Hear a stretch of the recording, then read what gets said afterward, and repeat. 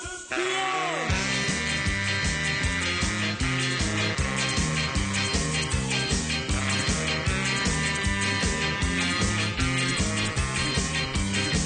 Cities News Talk, AM 1130, 103.5 FM. Justice and Drew, along with Sam.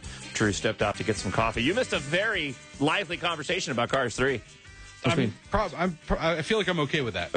Well, you shouldn't be. It was a great conversation. I feel like I'm all right with that. We didn't want to do any spoilers for you, about a movie that I haven't. It's a very progressive film. No intention of seeing. It is. It was very tastefully progressive. Oh, that's good. That's actually a good way to frame it, as tastefully progressive. I'll give you that. It was. It really was. You're not selling me on this, folks. I know. You should see it. You should see it.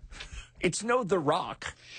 It's no Con Air. It's no Emma Watson film, okay, true people? Story. Yeah. It's no Finding Dory, right? But it's, it was good. It was good. It was really good. It was good.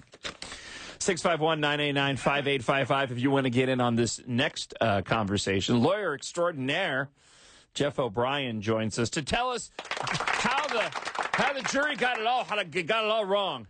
I'm just kidding, Jeff. Not going to do that. The Yanez trial wrapped up on Friday with not guilty verdict on all counts coming from the jury after 4 days of deliberations. Apparently, the majority of the jury, 10 of the jurors, were in the not guilty camp from the get-go. It was 2 jurors that were sort of holding out that finally came around. Lawyer extraordinaire Jeff O'Brien, your initial thoughts on the verdict?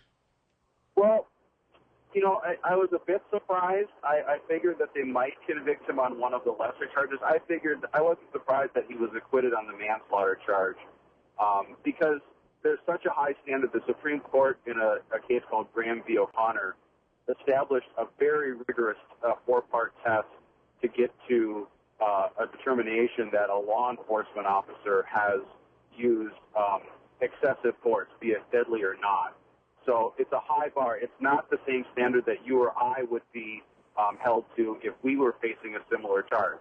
Being given their background, given the circumstances of their job, they are given it's a higher standard. It's a reasonable officer in similar circumstances. So that I wasn't surprised about. Any time that someone loses their life in this way, it's a tragedy. My heart goes out to the family. And, Officer Yanez, his life's forever changed. He lost his livelihood here. St. Anthony Police Department announced right after the verdict was announced that he's not coming back. That's the right decision because, he becomes a target in the community by being out there. So, not just him, but I think the entire police department in St. Anthony, I think, would find themselves at greater risk if he were still a member of that force. Absolutely. But the thing for people to remember is this is one of 3 possible ways. We talk about obtaining justice. There are 3 different methods here, 3 different areas here, and he just was acquitted in the criminal case in state court. As you guys mentioned in Sam's top 5 earlier, the Department of Justice is looking at pursuing charges. I think they're going to end up with the same issue that the jury faced in this decision, as again that very high bar that the law provides for law enforcement officers when dealing with excessive force. So I don't know that there's legs to a federal criminal case.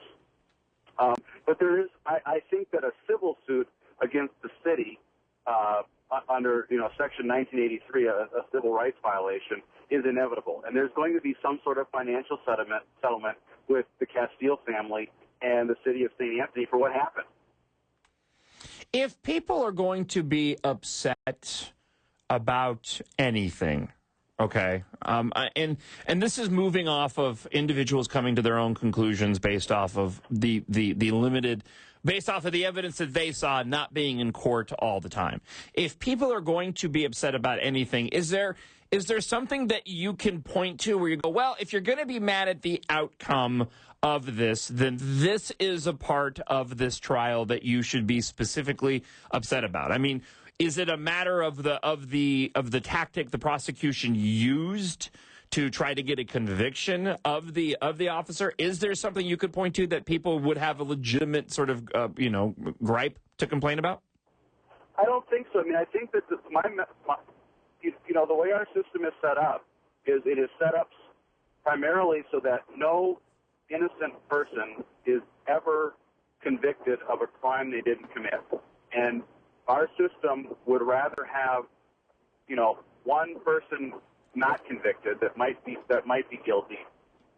It'd rather have that than have 9 people convicted that aren't. And that's the way our system works. That's why you get a jury of your peers. They found jurors here that did not have any that were as close as they could have to being unbiased about the case. We talked about a few weeks ago, but when they were going through the voir dire process and selecting this jury, both sides, prosecution and defense, go through that process of selecting the jurors that are going to be on there. We went through what evidence is going to be heard, whether the fact that he was a concealed carry permit holder, the fact that he was using marijuana at the time, all this evidence. That's why we have this process, and you don't always like the result, but I think the process was fair. I think the process was impartial. But like I said, this is one piece of it. For Philando Castile's family, would be wanting justice. Unfortunately, in this case, given the standards, justice may come in the form of a financial settlement with the city versus having this individual, be convicted and be jailed for what happened. I've been saying throughout the trial, and I'm curious to get your feedback or your thoughts on it, that I felt like the prosecution was tasked with something that was nearly impossible, and that was proving to this jury beyond a reasonable doubt that there was no legitimate reason for Yanez to be in fear for his life. Because if the jury believes that there was even a moment, a split second there where Yanez had legitimate reason to be afraid for his life, then I think it would be incredibly difficult to reach a guilty verdict, at least on the manslaughter charge. Do you agree with that assessment? Am I missing something there? I do, and Drew, that's exactly the challenge here is that the prosecution had to show some sort of willful intent or malicious intent, and that's going to be the same standard if there was a federal case as well. It goes beyond just mere negligence, or if he had a belief, reasonably legitimate belief, that his life was in danger, then he was going to be acquitted, and that's what happened. Mm-hmm.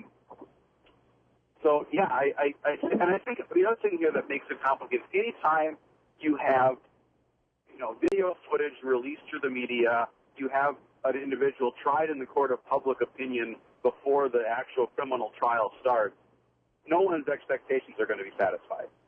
Yeah, it's very easy for us to all sit back and watch the video footage and break it down frame by frame, look at the Diamond Reynolds footage, look at the dash cam footage and all that, and reach the conclusion that Yanez should not have discharged his weapon. It's really, really easy, but you need to put yourself in his shoes. You need to put yourself in that situation. And the bottom line is that we have, under our current system, we have decided that if an officer of the law has legitimate reason to be afraid for their life, then they are tasked with defending themselves and defending the lives of the people around them. And right or not, that's what Yanez did that day. You can, and I'm of the opinion personally that I don't think Philando Castile should have died for what happened that day. I'm of the opinion that Yanez probably didn't clearly indicate the instructions for Castile to follow, and in a perfect world that weapon would have never been discharged. But I can't sit here and say that if I were on that jury I would have come to any sort of different conclusion based on the rules, based on the laws, and based on the charges that were being filed. Yeah, and I agree with you, Drew. I think something went horribly wrong on the night of July 6, 2016, that wound up costing him, Philando Castile, his life. But I also agree with you that there was a process, evidence was heard. We only get snippets as we're reading stories in the media. We only get snippets of what's being argued in trial, what evidence is being introduced. The jury saw the whole picture, and I think that's the important thing here. Is that there was a jury that looked at this. I was a little bit surprised that from the get-go there were 10 jurors that were in favor of acquittal. It was 10 to 2, starting out with. So obviously that's indicative of the prosecution has a high burden in these cases, and a great majority of that jury from the outset of deliberations didn't believe that the prosecution met its burden. As our legal expert, someone who's certainly studied the law a lot more than we have. Granted, you're not a criminal lawyer, but you know a lot more about it than us. For those that are out there right now that are saying, this is indicative of our justice system being broken, this is indicative of major problems with our criminal justice system. What would your response be to someone? Because I look at that and I look at what happened and I said, this is what should have happened, right? He went to trial. They came up with what they believed were appropriate charges. They presented their case to a jury, and the jury reached their decision. And you have to kind of respect that decision. What could have been done differently to make people not, a little more accepting of this outcome? Or is there anything that could be done differently? Drew, I don't know that anything could be done. I think some people have different expectations, or maybe not reasonable expectations, of what the justice system is about. In this case, it's not going to wind up with an individual being convicted, and imprisoned for killing someone. Are there going to be consequences for, whether or not, the argument's going to, we can argue all day about whether or not Jeronimo Yanez should have been a police officer. I mean, you look at some of the facts, of this, what we've seen, and it certainly seemed that something went wrong that night. And he's not going to be an officer anymore. The city is going to have financial consequences for that. And that's certainly going to affect this whole thing is going to affect going forward how that city deals with its law enforcement. I think this is going to relate to training, to hiring, to a lot of different things. So there's far-reaching ramifications here outside of obtaining a certain result that some folks wanted. Yeah. And I think that's the thing to remember. And there's no doubt that there are some law enforcement officers out there that shouldn't be in law enforcement. There are a lot of great ones too. And this whole thing is going to be instructive for training and for hiring for years and decades to come. Lawyer extraordinaire Jeffrey O'Brien, thanks as always for the time, sir. It was great talking to you this morning. Thanks, guys. The part of this, and you made a comment a moment ago in terms of sort of satisfying people's minds and how people reacted to it. I was surprised that things didn't get much worse over the weekend, and I'm glad to see that things didn't get much worse over the weekend. And I think that is largely due to the fact that not only how difficult the situation was, how difficult the trial was and the circumstances, but I'd like to believe that deep down people understand that, these were 12 individuals who were specifically chosen because they were the least likely to have already reached their own conclusion. And they were chosen split based off the prosecution and defense. And they all came to an agreement. And when it comes to the mind of this officer, and it didn't really dawn on me until we were talking with Jeff there a moment ago. But when it comes to the mind of this officer in that moment and the difficulty of proving the culpable, negligence in this case, and whether or not he felt at risk, it didn't even need to be him legitimately feeling at risk. It was just a matter of, in that moment, for whatever reason, he felt like his life was at risk, which is why he discharged his weapon. And that in and of itself, wrong. I don't believe that Castile needed to die over the circumstances anyways, but the circumstances that brought that to bear, when you try to argue that it was intentional in that regard, it really plays to how difficult it is, because in that moment, regardless of whether or not you like how he ended up feeling that way, he was able to prove that he did feel that way. And when you watch the video, it sounds like it too. At the very least, the prosecution wasn't able to prove that he did not have a legitimate reason to feel that way. And that's really the base. The burden was on the prosecution, as it always should be in a criminal case. The burden's on the prosecution to prove their case. And when you're dealing with a police officer and you're dealing with that situation, I don't know that any prosecution team could have ever really pulled that off. I think it was nearly an impossible task, which is why it's important to remember that consequences are being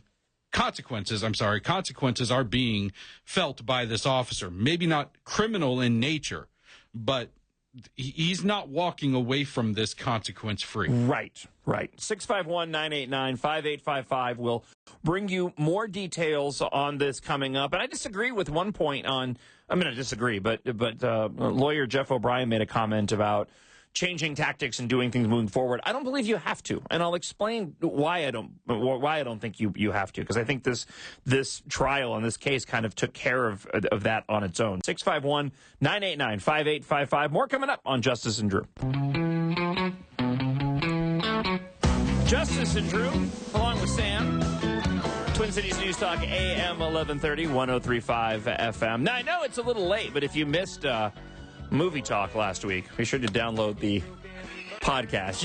You can listen to that via the iHeartRadio app. If you go to the Justice and Drew, I'm sorry, hold on, because you're laughing. If you go to the Justice and Drew channel on the iHeartRadio app, the Justice and Drew. Some people would even say the John Justice and Drew channel on the iHeartRadio app. You can download John Fridays. Jon. It's Jon, not Jonathan. On the iHeartRadio app, which is free for your smartphone, you can listen to the very funny Sam hosting Movie Talk last week. You should go and check that out. And family members that were messaging me. This is why you hate taking days off. This is family members messaging me, telling me how did. Actually, the text was, "Did you listen to Movie Talk? It was really funny." It's really good. Yeah, I did. It was. Yeah. I did. You know I did, because I was messaging you, because I was commenting on it while listening along. I thought it was very funny as well. If you want to hear how funny it was. I am slowly starting my takeover. You can listen to that immediately. Yeah, listen to the start of my takeover. It's amazing that things actually moved forward while you were recovering. It's amazing how I don't think funny everything was. Your wisdom, your poor little wisdom teeth got taken. Sam broke like eight collarbones and took less time off than I would have rather dealt with that. I would break me. John. Come break me. Oh, John.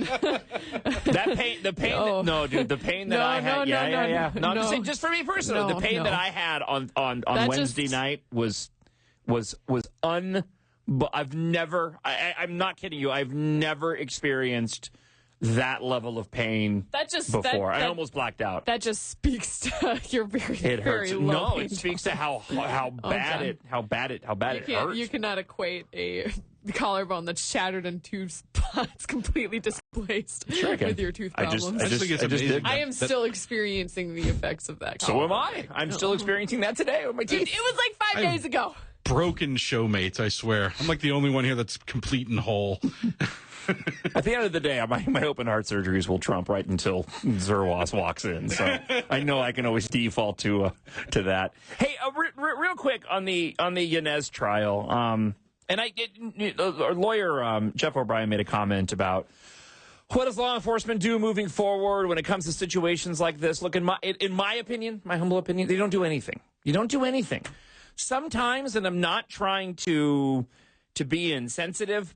This was a horrible, tragic incident. And I actually thought Castile's mom, the first half of her statement was very good. Mm-hmm. The first half of her statement was, look, ultimately, he is going to be judged. Right. I'm a believer in that, and I agree. Ultimately, Yanez is going to face judgment in one way, shape, or form. The adding of and I hope he dies tonight was ridiculous. But to my point, bad stuff happens. And sometimes horrible circumstances lead to horrible instances, and bad things happen. They don't happen often, thankfully.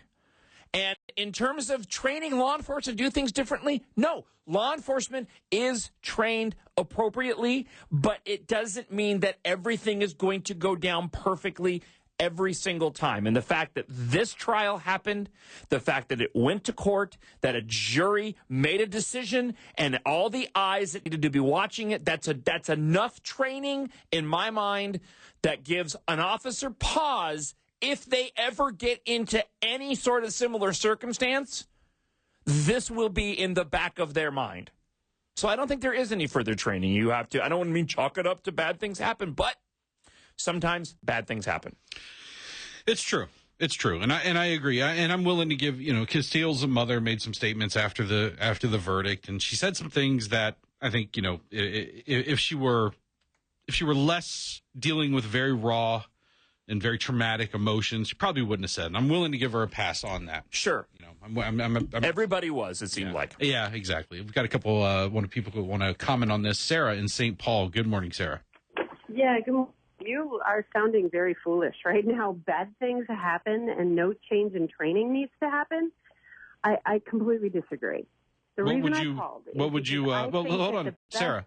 I think that the best legacy that we can, and what we owe Mr. Castile and Mr. Yanez, for that matter, is to change things so that this never happens again. How do you do that? And in a city where, depending on what you read, 7 to 9% of the citizens are African American, for, depending on what you read, 41 to 52% of the stops and the arrests to be of those African Americans, something's wrong. Are you, Sarah? Have you looked at all the demographics when it comes to the number to the individuals? I've read the Star Tribune. I've read everything that I can read to get a feel for what the facts are. And to me, just a regular person living in St. Paul, Minnesota, horrified by this, it seems that something's wrong, and we owe it to that dead man and his family to do what we can to be sure that this doesn't happen anymore. We weren't involved. We don't know. We weren't involved. We don't know anything. But let me go.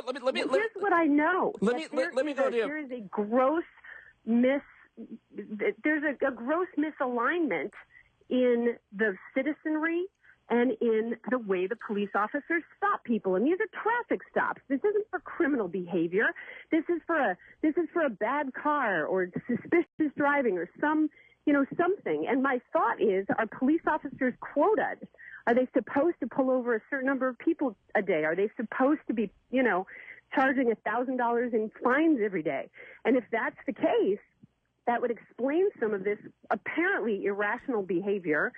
And we can, change their training to say, look, if you do nothing today, don't pull people over. Okay. Don't pull people over. For you to say that nothing need change, it makes you sound beyond insensitive. It makes you sound foolish. You made a hold on a second, Sarah. You made a comment at the beginning. We need training so that this never ever happens. What training do you think is going to happen, that is going to take place, that is going to cause that outcome? Just what I said. Please be aware, and maybe we need to track this and flag people. If more than 40% of your stops are of African Americans and only 7% of our citizenry are African American, maybe you need to take a look at what's causing you to pull people over. That's wrong. It's out of balance. You're never going to get what you want. You're never going to be able to put training in place to stop this from happening 100%. We can try. It's always try, isn't it? It's always we can try. There's no change needed. No, what you're talking about is profiling. What you're talking about is profiling. What you're talking about is law enforcement picking and choosing, doing exactly what you don't want them to do. What you are talking about is telling law enforcement to pick and choose who they pull over based off of certain criteria, including somebody's skin color. Math. I'm not talking about profiling. I'm talking about math. You can't get to the math without profiling, Sarah. And tracking and reality and awareness. That's what I'm talking about. And I just think that for you to say no change need happen and that these things happen, no, these things don't happen. For somebody to die with 10 seconds warning for a traffic stop, no, you don't get to say, well, bad things happen. We don't get to This was a bad thing that happened, and it doesn't happen very often. No, what we get to say as a society, as members of this society in Minnesota, what we get to say is something has to change. And we are going to stand up and be sure that it does. Well, I just would say this. If things are going to change, let's have them change based on data, based on information, not based on feelings, not based on sensitivity. If you look at those numbers, there's a lot more behind those numbers than just those numbers on the surface, the percentage of population versus the percentage of people that are pulled over. You need to dig into that data. You need to dig into those numbers, find out how many of those pullovers were illegitimate or unwarranted, and then work it off of that. The changes she wants are not going to get the results that she desires. It's going to make matters worse. Let's go to Will calling from Chanhassen. Go ahead, Will. Oh, good Lord. Look, ultimately what she's complaining about is the same thing as the chicken and egg problem, okay? Is the number of stops due to the number of crimes or the number of crimes that are being convicted as a result of the number of stops. Mm-hmm. That's basically the argument here. And those who complain about racial profiling being the cause of the stops are assuming that it's the second rather than the first. I would contend that it's the first, that the number of crimes that are convicted are proportional to the number of crimes that are actually occurring. And if we want this to stop, the first thing that the community that it feels put upon needs to do is to watch that video by Chris Rock and actually take it to heart, where he says, don't be an idiot. If you're getting pulled over, you don't smart talk or you bad mouth or you do anything to the cop. You put your hands where they can see them, and you don't do something stupid. That's the solution to not getting shot. That's what I do every time I'm pulled over, and I'm not going to say it's a solution, but every time I get pulled over, that's what I do. 10 and 2. But here's the problem, though. The whole I've been pulled over plenty of times. And dude, if you saw me, you would think I just got out of a motorcycle gang. Okay, I got a beard that would rival anything on Duck Dynasty, and my head shaved like a baby's butt. All right, some guy pulls me over, he automatically thinks I'm in trouble. I'm a licensed attorney. Okay, there is no way in the world I am going to say anything to a cop other than yes, sir, no, sir. And if you arrest me without cause, thank you, sir. You just gave me a civil rights lawsuit, and I will see you in court. And that's the attitude that every citizen should take. The problem is, it appears from what we've seen that Philando Castile may have been trying to follow the officer's instructions. And the whole sticking point in the case was based around, were the officer's instructions clear, and were they proper? I have legitimate concerns and questions. Clearly, what happened didn't warrant the threshold of meeting criminal charges, at least not as the prosecution laid them out and as the jury decided, but we still walk away with those questions. 651-989-5855. We'll get right back to all of your phone calls. Don't go anywhere. Coming up on Justice and Drew. Twin Cities News Talk, Justice and Drew, along with Sam, out of the Star Tribune. The verdict could be seen as reassuring for police in the Yanez trial, but several former officers said they believe the trial could instead have a chilling effect from whether police cooperate when they become the target of an investigation to how they deal with the public, saying the case further complicates policing in many different ways. And a comment I made earlier, and I stick by it, and that is, moving forward, what do? I don't think you do anything. I think that we've been making strides. We've been making efforts to improve relations between law enforcement and the communities. And sometimes it's tough to hear, but sometimes bad things happen. And this was an incredibly unfortunate circumstance. I agree with Drew that Castile should not have lost his life, but I also was not in the courtroom to review all of the evidence, and it's a very difficult thing to prove the actual intent of that officer. I respect the system, and moving forward, I don't think you need to have further training of officers, that this trial in and of itself was enough to warrant that. I don't know if we need further training of officers or not. I'm not an expert in that arena, but I don't know that we want to make that decision based upon this particular instance. You know, you don't want to make big decisions like that under the guise of, well, we got to do something. We got to do something to make sure, because that's how some of our worst policies and our worst decisions get made as a society, is that just desire to, well, we got to do something. A bad thing happened, and we want to make sure this bad thing never happens again, so we have to make massive changes, and the bad things kind of keep happening because we're human beings, and human beings make mistakes, and you know, you suffer the consequences of those mistakes. And Officer Yanez is suffering those consequences. Yeah. Those consequences may not be criminal in nature, and I don't know that they should be, but there are consequences. Let's go to Rick in Mankato. Go ahead. Yeah, hi. Good morning, Rick. What's your comments on this?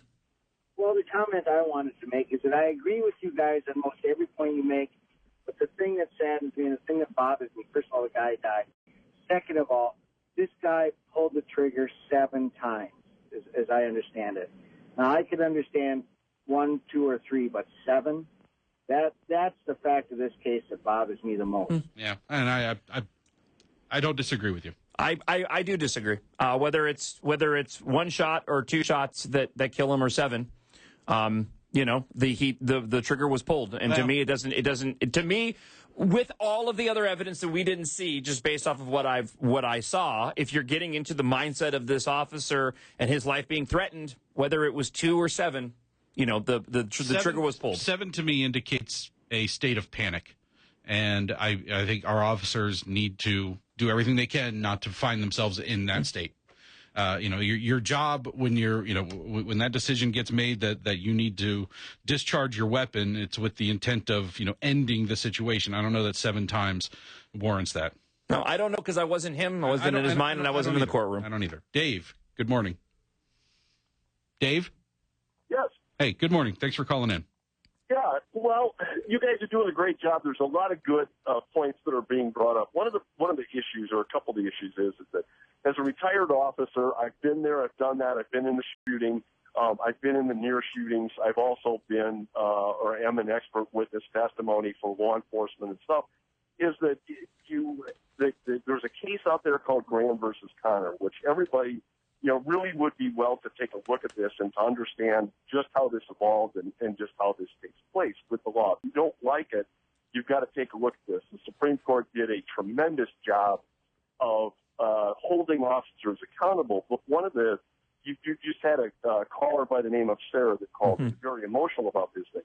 One of the issues that the Supreme Court clearly talked about was the emotion of this whole thing. And the question becomes now for us as law enforcement, and all of the people that I've worked for and trained are willing to listen, is if you want change, then what is that change going to be? Right. It can't be based on emotion. It can't be based on, I think, and I think one of you just made a good point to that, is what do you then want to do? What is it going to look like, and how are you going to accomplish that? And I started in the late 70s and retired about 10 years ago. The training that I've had over the years and as a trainer now has evolved tremendously. We are light years ahead of where we used to be. And we can always address issues with training. The issues we face are training. The problem becomes is that time and money and resources and all those kind of things, and that's not an excuse, but we have exceptional law enforcement officers on the job doing tremendous work. Yep. And this is a subject that isn't going to be solved by a comment. It's a very deep conversation with a lot of things that need to be explored. But we have to get past, and I understand the emotion, we have to get past the emotion to then legitimately look at the issues. And if there are issues to be solved, then we need to solve those issues. But they have to be expressed and talked about with solutions, not just emotion. And Dave, correct me if I'm wrong, but it's fair to say that police departments all around the country are going to look at this situation, are going to look at what happened, are going to look at the video from this incident, are going to look at the trial, how it all played out, and the outcomes, and they're going to incorporate lessons from this in future training. Absolutely. So, you will have, this will be brought up in training venues. It will be played for in-service programs. This isn't, for the lack of better terms, is not going to die. This is going to continue. We will use this. We will talk about it. Well, and I can tell you. I'm sorry. Go ahead. Well, I was just going to say, Dave, and to my point prior to Sarah's phone call, in that sort of again, not trying to be insensitive, we don't need to do anything. The larger point was exactly what we're talking about. There are already mechanisms in place. Law enforcement entities across the country are already looking at this and taking it a step further. Not just in the upper echelons of law enforcement will this be looked at and then talked about to the officers, but I think in the officers' minds themselves who simply followed this. I would imagine that if you followed this case and paid attention, that if you come into a similar circumstance, even without talking to a superior, this instance is going to come into your mind and you're going to make your judgment calls based off of what you learned in the case without even having to put any other mechanisms in place. Absolutely. I can tell you from training officers, we train probably 500 to 600 to 700 officers a year in various disciplines. This has already been talked about. Officers are talking about this. amongst themselves in training venues and open conversation. And this has already had an effect on officers. Right. And I want to reiterate that to Sarah's point earlier, that, something needs to change and we need to do something. Well, things are going to change and things are going to happen, and lessons from this incident are going to be incorporated in every officer's training in almost every department across the country going forward. Right. Well, and I think I'll hold off on her motivation there, but I think a lot of it comes from a desire of still wanting some type of justice for those that were upset at the outcome, and that justice they want serving in the form of new legislation or a change in rules that somehow would keep this from happening. We have a show on the evenings here in Twin Cities News Talk, Closing Argument with Walter Hudson. It's on 9 to 11 Monday through Friday, and on Friday night, and if we have time, I don't know that we will. If we have time, we'll play some of the audio, but on Friday night, one of the jurors called in. Yeah. If you want some really interesting insight as to what the jury pool was thinking, what led to this verdict, this not guilty verdicts, I highly recommend go grab the podcast of Friday night's Closing Argument with Walter Hudson. And again, we're going to take a couple more calls and then we'll try to play some of the audio. Henry, Rosemount, real quick, go ahead. Hello, Henry. Hello. Hey. Good morning. What are your thoughts on this? I just want to weigh in really quick. I've got a short comment. In the conceal and carry issue, I'm a permit holder for over 10 years here in Minnesota and consider myself to be a weapons expert. I have 16 years in the military, combat veteran from Vietnam. But anyway, I'm an old guy. But I know some law enforcement officers both in Minneapolis and here in Rosemont, and there is no criteria has been or standardized as far as what do both the person that's interacting with a police officer in a traffic stop or, for whatever reason you're going to interact with the officer. There's nothing in black and white for me, and there's also nothing in black and white for him or her in a situation where you have a permit holder that's armed. It's, in the vehicle. And there probably shouldn't be. I mean, I think, officer discretion, allowing officers to take circumstances into account and use their discretion from one circumstance to another is very important. Let's talk to Mark in Minneapolis. Good morning, Mark. Welcome to Twin Cities News Talk. What are your thoughts on this? Thanks for taking my call again. Well, first off, I want to blow Sarah's deal about racial profiling out of the water.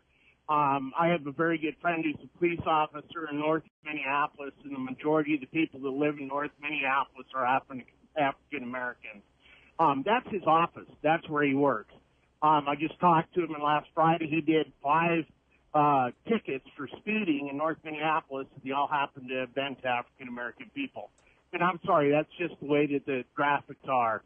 The situation also of as far as 7 rounds going out, correct me if I'm wrong, but I believe that the teaching now is because of all of the body armor and stuff that you can readily buy, that the 2 or 3 shots don't work anymore. It's called a mag dump.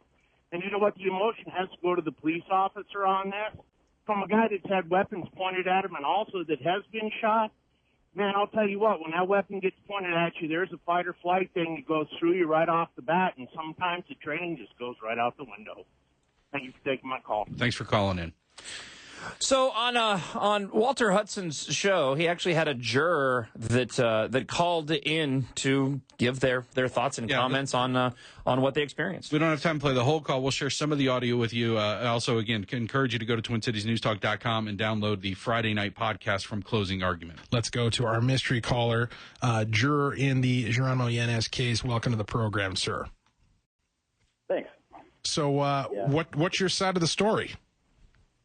Oh, I just, I've got an old AM radio in my basement and turn it on when I'm down there painting. I happen to hear your station. I haven't been watching the news at all this week, and especially not tonight. But, I heard you say Dennis's name and something that he had said, in a report afterwards. And I just wanted to say that Dennis is the neatest guy. Everybody in there, all 12 of us were. Even if we disagreed, we respected each other. Mm-hmm. We could argue, and then at lunch or a break, we were just talking about whatever. And it's been just as painful as it was, it's been a interesting study in, human nature and, interpersonal relationships for me.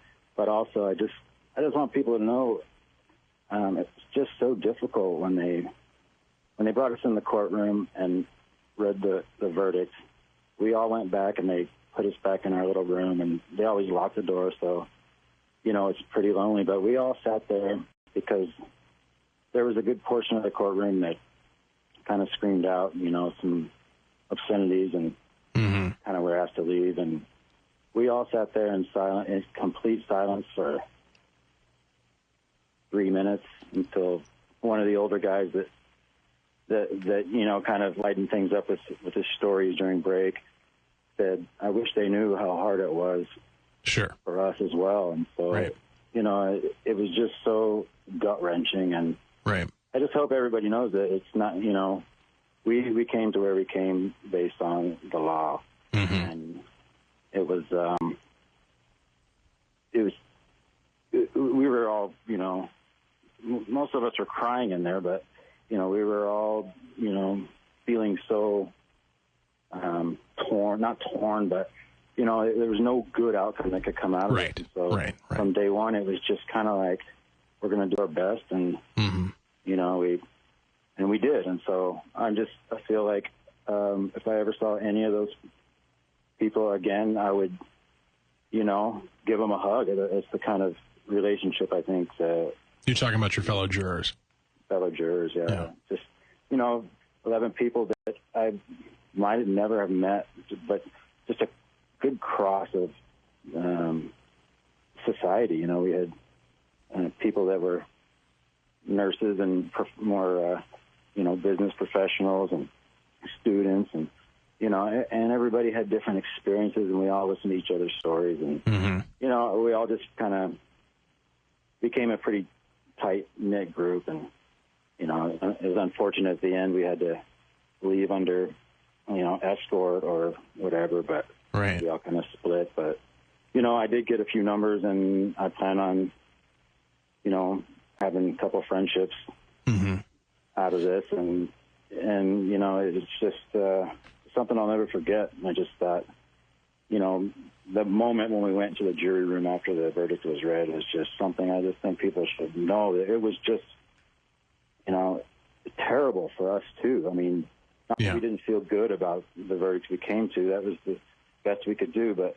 Yeah, I think you want to listen to the whole thing. We don't have time to play the whole call.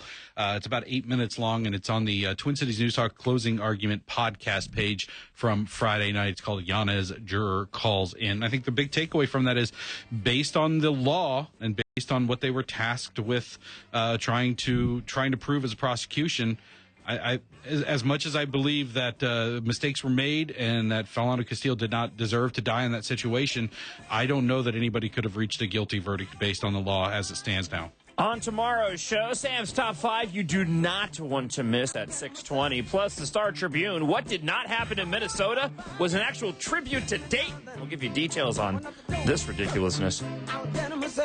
Do you hear me? I don't want nobody to give me nothing.